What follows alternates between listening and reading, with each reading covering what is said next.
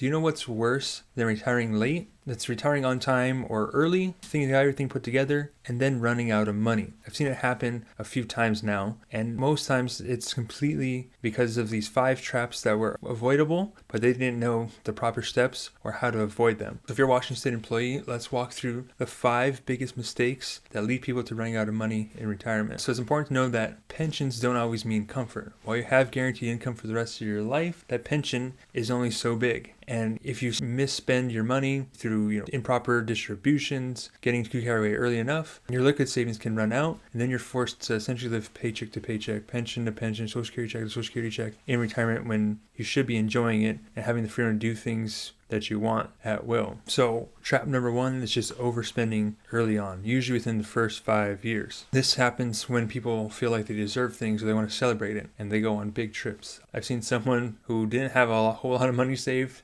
drop $40,000 on a trip to Europe for her and her whole family. She paid for the whole thing out of her Plan 3 fund, something that she really wanted to do. Did she have the budget or the means to do it? Yes. Now, did she have the cash to do it? Sure, but she had to pay taxes for it. It was much bigger than she really should have took out in that first year. And her thought was, my only time I'm ever going to do it, so I might as well spend it now. And I can see where she's coming from, but it might have been something that she should have planned a little bit more for. She just kind of spent a little bit too much in that first year. And while she still has money, it's a lot less than she could have had, especially because she did this in 2022. So right when the markets went down, she didn't care. She just sold it off and went for it. Had she taken that money and put it in cash ahead of time, probably would have been a little bit better of a strategy. So if you have big ticket items, make sure you're planning accordingly. Don't overspend in the first few years. Helping kids out, another common thing that people do too much of. They're paying off their student loans, paying for their weddings, which is something, if you can afford to do so, great.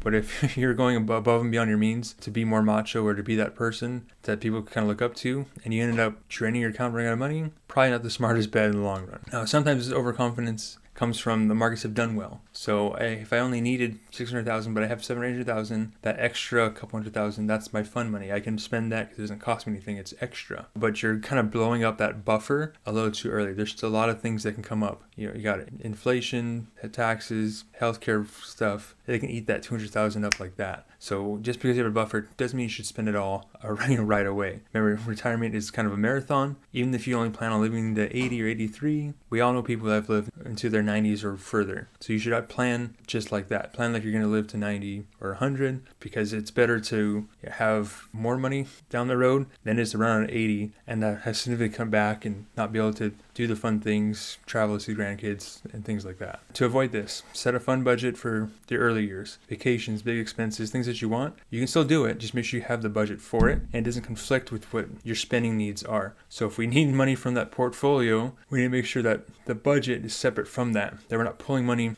from that account. If I have $1 million and I need it to generate $40,000 a year from me, but I blow $50,000 of it in the first year, now I only have $950,000 to generate $40,000. So now it needs to produce a higher rate of return, or I'm going to be pulling a higher percentage of it. So it's important to understand that if you're going to use the markets for income, that all that money, even though it looks liquid and it's there, its job is income. And you shouldn't be spending it on one-off budgets because you're going to be hurting your retirement income down the road. If markets cooperate, maybe you'll make it back, but if they don't, it can be the start of your downward spiral. Trap number 2, underestimating healthcare costs. Medicare is not free. You still have to pay for it out of your Social Security check. Long-term care is not covered by Medicare. Dental is not covered. Vision is not covered. There's a lot of out-of-pocket costs that you still have to fund. Anything that's not covered by Medicare, that's on you. You can go through PEB or get some kind of Medicare supplement plan, but it's still going to cost hundreds of dollars per month. So not having the budget to account for that can really shoot yourself in the foot. A lot of people go into retirement with their budget based on what their bank statements say, and they forget that, I got to pay for healthcare now.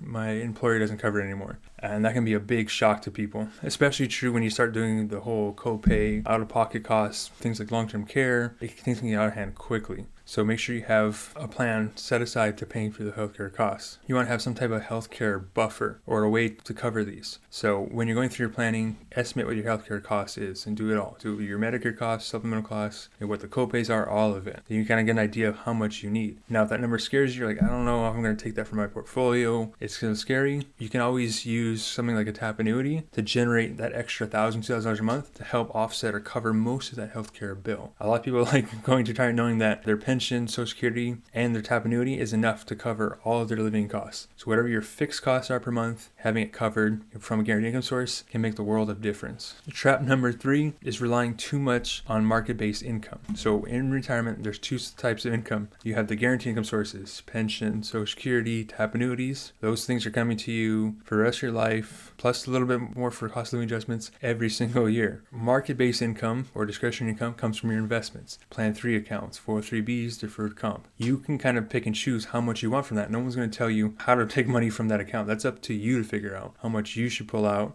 from it each year. There's a lot of people that get way too confident in the market, especially because you look back over the last 5 years, the S&P 500 is up almost 100%. It's like 97% as of this morning, a return over the last 5 years. And if you're in the S&P 500, hey, that's great, but it's not going to continue like that forever. You're going to have those downturn years or years where the market is flat. And if you get too overconfident and pull out too much money, you run the risk of going through lifestyle inflation. So you're spending too much, got too much subscription going on, and then the markets don't cooperate, and now you have to spend more or sell off at a loss to keep maintaining your lifestyle. Other risk is what happens with the bear market. So if you pull money out while the market's going down, you're selling at a loss every time. Now, if you need the income, you can't just not sell it, right? If I need income to pay my mortgage, what are you going to do? Not sell the stock or keep your home? Most people are going to sell the stock, and you're just taking on those losses, and it compounds over time. Now, if the market turns around, maybe you'll make it through it, but if you go through a sustained downturn or sideways market, it can be really scary, and the stress of it all is just a different factor that a lot of people don't consider. It goes beyond the numbers, and it's a lot deeper than what the spreadsheets will tell you. The other thing to get familiar with is the frequency of returns risk. So you can still have an 8% average rate of return in retirement, but if the first 2 or 3 years are negative double-digit numbers and the last half are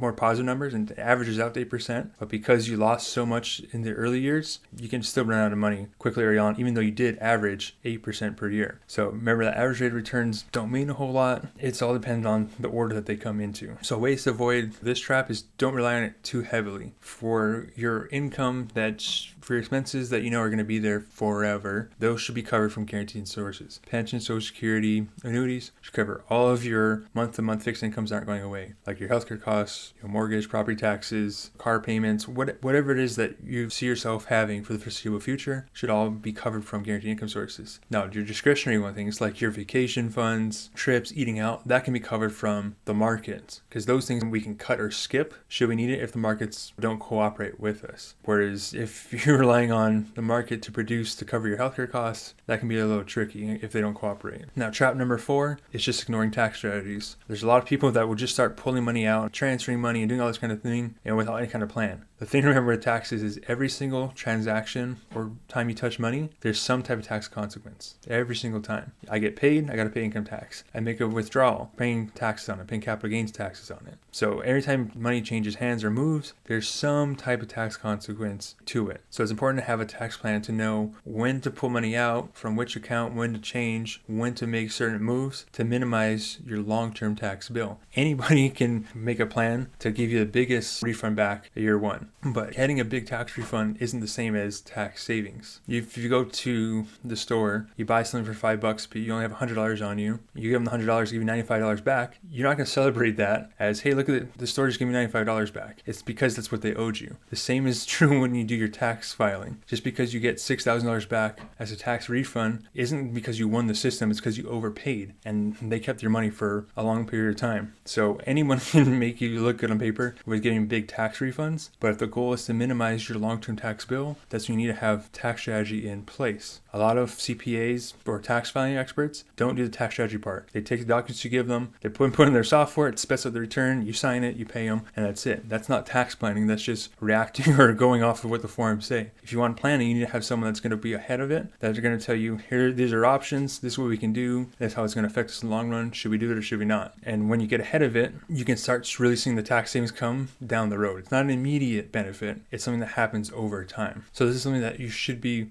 having conversations with, and if your tax filer isn't doing it or you're filing on your own, if your advisor isn't helping you with this kind of stuff, it's a big part you're missing out on. So have someone that helps with tax strategy can go a long way to making sure you don't run out of money, because every dollar saved is a dollar earned. So other ways to do this besides finding the right people is just utilizing low tax windows. So if you're that retire early, especially before you collect Social Security. So the biggest tax benefits I help people with are those that retire at 57 or 60 before Social Security kicks on, we can do certain tax moves like conversions because we just have more room to move. Once Social Security kicks on, it creates a whole nother thing, creates more income, which means we don't have much room to work with anymore. There's also different loops and stuff we got to figure out to make sure you don't, get killed on taxes from the Social Security standpoint or pay more for Medicare. So it makes it a little more complicated. So the earlier you can do tax planning, especially before your Social Security kicks on, the easier it is to use, the bigger the tax benefit will be in the long run. Trap number 5 is just not planning for longevity. Longevity is probably the biggest risk of all. Long-term care doesn't happen unless you live long enough for it to be a problem. Inflation is never a problem unless you live long enough to see the inflation compound over time. So longevity is the root cause of all of the problems. So if you plan like you're living to 80, but you're going to 90, that can be a problem. So you always want to plan like you're going to live a long time and plan accordingly for all the risks that are associated with it. The best way to deal with longevity that I know of is to make sure you have guaranteed income that you can't outlive. So pensions, Social Security, annuities, you can't outspend them. They're guaranteed for life. Someone that has all their money tied to the market,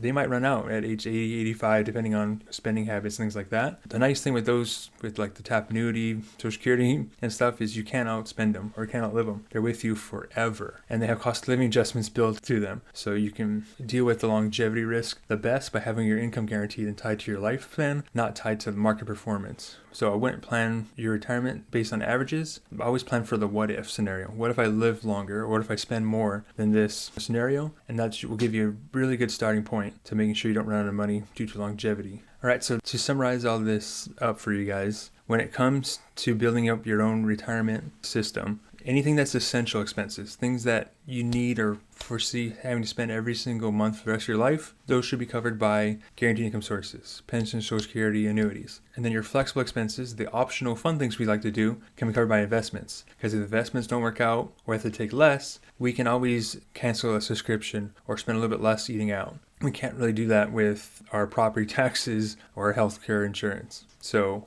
essential expenses covered by guaranteed income sources, flexible or your extra expenses covered by the market base. Then you want to add inflation and healthcare into your projections. Make sure you review your tax plans, especially when you're looking at Roth, traditional, and how to distribute and do tax planning, because that's probably the biggest room for improvement and biggest savings is knowing, how taxes work and how to utilize the tax code to your benefit. You want to have a flexible spending strategy with room to adjust, so we don't live paycheck to paycheck. You still want to have cash out there that we can take more money in when we need to, when things break or we need to replace them, and then have money that's going to be there to grow for you to help offset inflation or healthcare costs. And lastly, make sure you're building your plan like you're going to live to 90 or 100. If you plan like you're never going to die, then you'll never run the risk of running out of money because you'll always be on the safer side when it comes to spending habits. So retirement isn't just about getting to the starting line, it's about pacing yourself over the long run so you don't run out halfway through. So if you need help going through all this, I've got a free retirement course and community you guys are able to join. Links in the description below. Also, if you need to book a call with us to go through this, you want the one-on-one help to get this all wrapped up, get your questions answered right away, the link for that is in the description as well. And until next time, remember that your future depends on what you do today.